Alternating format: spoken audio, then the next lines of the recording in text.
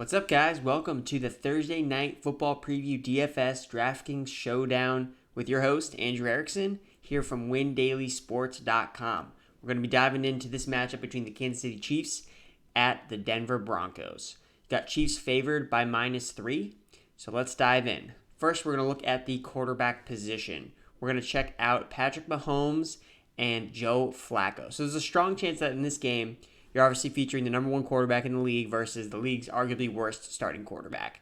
So Patrick Mahomes leads the NFL in passing yards, 2,104. His quarterback QB4 overall in fantasy. Joe Flacco's quarterback 23 overall and is averaging just 11.8 points a game. So looking at the slate, looking at the breakdown of the pricing structure here, quarterbacks, again, you don't necessarily want to put them in your captain spot. So what I'm recommending to doing is putting in your quarterback into your flex spot. So throwing in Patrick Mahomes in a lineup makes a lot of sense, or you just totally fade him altogether and you throw in Joe Flacco. So the thing about Mahomes is Mahomes has historically struggled against Denver. He's just thrown one touchdown pass while playing against the Broncos in his two career starts at Denver.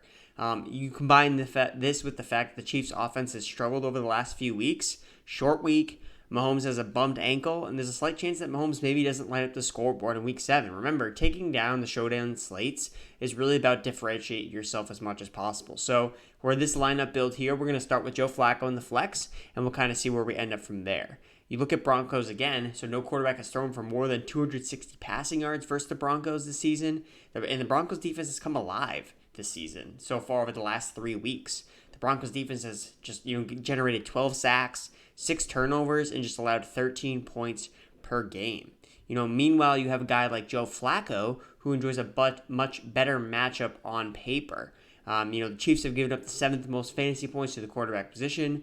Quarterbacks are averaging 36.5 passing attempts per game while playing Kansas City. And Flacco's 2 best games this year have come when they've had at least 30 passing attempts and have had at least been at home. So I really think that Flacco actually had an opportunity to maybe not outscore Patrick Mahomes in this matchup, but maybe provide a better value at a lower price. So we're going to throw Joe Flacco there in the flex.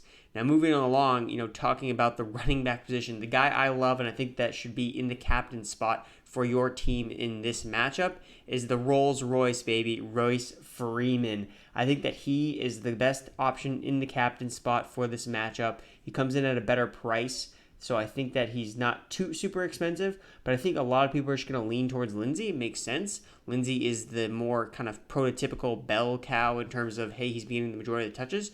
But you look at a guy like Royce Freeman, and I actually really like them both in this matchup because Kansas City has been just destroyed by running backs. They've allowed the most rushing attempts and 4th most rushing yards over the last 2 weeks. On the season, Kansas City has allowed 99 rushing yards to a running back in 5 of their 6 games. And, I really like both of these guys in this matchup from a seasonal perspective, but from DFS or DraftKings, I prefer Lindsey. Lindsey's total touches, 87 on the year. He, based on those total touches and total volume, he should have more touchdowns scored. It actually doesn't make sense that he hasn't scored yet this year. He scored 5 touchdowns last year on 144 touches. So he's really a prime candidate for positive regression towards the touchdown column. He also ranks 3rd on the team in receptions. So he's catching just as many balls as Philip Lindsay, if not more.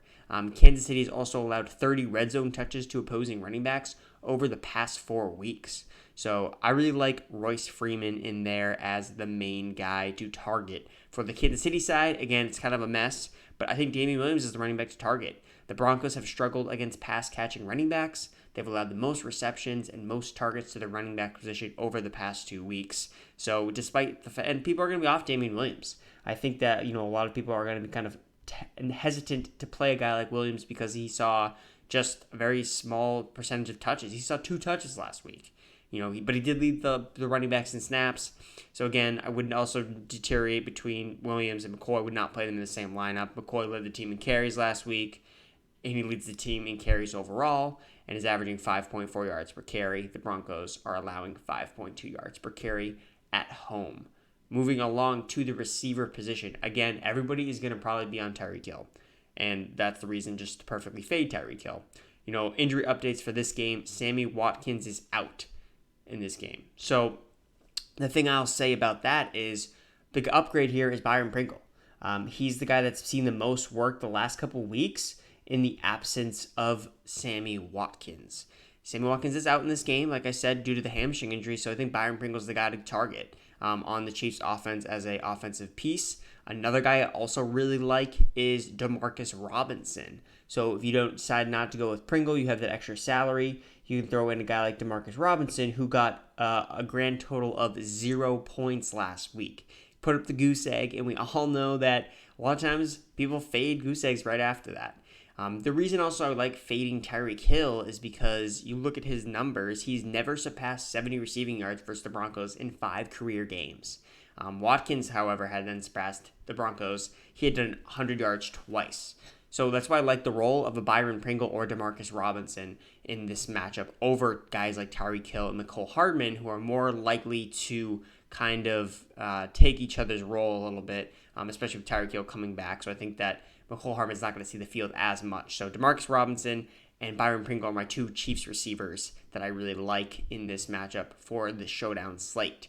On Denver, I'm really not talking about Courtland Sutton. I think that the matchup is fine on paper, but I think that Courtland Sutton's going to be too chalky to really, give yourself a chance of really winning in the Showdown slate. And same thing with Emmanuel Sanders. Emmanuel Sanders is going to be faded due to targets based on his injuries. But again, I'm not trusting the injury that he's going to be okay on a short week. I'd rather fade. I'd rather actually play like a guy like Deshaun Hamilton and hope that, maybe Sanders gets hurt not hope that he gets hurt, but, project, hey, he might not finish this game. So I'm going to go with a guy like Deshaun Hamilton. Now looking ahead to probably the biggest play that you need to definitely have in your lineup, like no matter what, is Travis Kelce at tight end. He is obviously one of the more expensive plays on the board, but he is so due for a big game. He's disappointed so far, throughout the, DFS season, on the main slates. He's been kind of a bust, trying to pay up for him. He's been super expensive, but I think that this is the week that he finally gets it to going. You look at his historical game logs versus the Broncos.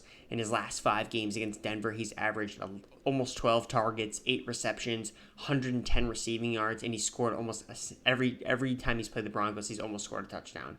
4 out of 5 games, he's scored a touchdown. So I really like Travis Kelce. I would say that of all the players to pay up for, he is the one that you need to pay up for this week in Showdown. I'm probably going to have a lot of exposure to him. I would not have a lineup with him out in it. So play Travis Kelce. The matchup is really good on paper. I really like it. And then the other guy that's really interesting at tight end is Noah Fant. So going double tight end, I think, is a contrarian approach. Not many people do it just because tight end sucks. But Noah Fant is someone to definitely consider as well. Fant is, ranking 3rd on the team in routes run. The matchup is also really good. The Chiefs give the 6th most fantasy points to the tight end position. No team has allowed more targets to the tight end position than the Chiefs this season. And considering the league average per touchdown for a tight end is 51 yards, that's definitely bound for positive regression for Fant. Considering that, every 51 yards, a team usually gives up a touchdown to a tight end. The Chiefs have allowed just 1 touchdown on 429 receiving yards to the tight end position. So again, following the math, following the trends, that's what I'd like to see from a guy like Noah Fant. But I will also say as well, you can't forget about kickers and defense. It seems like in every single matchup in Showdown that there's a kicker or defense that really blows up. And my picks for them are both on the Chiefs side. Chiefs defense is definitely a solid option this week. You think that, if the Chiefs force pass-happy approach, they get up. They are favored in this game. That can create opportunities for the Broncos to get turnovers. Because, Joe Flacco is a statue. He just doesn't make moves in the pocket. He will collapse, and he will give up the ball. For kicking, I really like the Chiefs kicker, Harrison Butker. I think that he provides a very good option here as well for the Showdown slate. That's because the Kansas City Chiefs have struggled in the red zone this year. They have not been great, sub 50% red zone touchdown conversion on the road this season, and the Broncos are averaging 2.3 field goal attempts per game. So guys, that's the Thursday Night DraftKings Showdown breakdown. You want to make sure you go check out windailysports.com for all additional content about DFS, talking about tonight's game on Thursday night, but then also diving into the main slate. We've got targets and touches. We've got the podcast. We've got a lot of great things up on there. So make sure you go check it out at windailysports.com. You can find any of my content on Twitter at @AndrewErickson_. Thanks for watching, guys.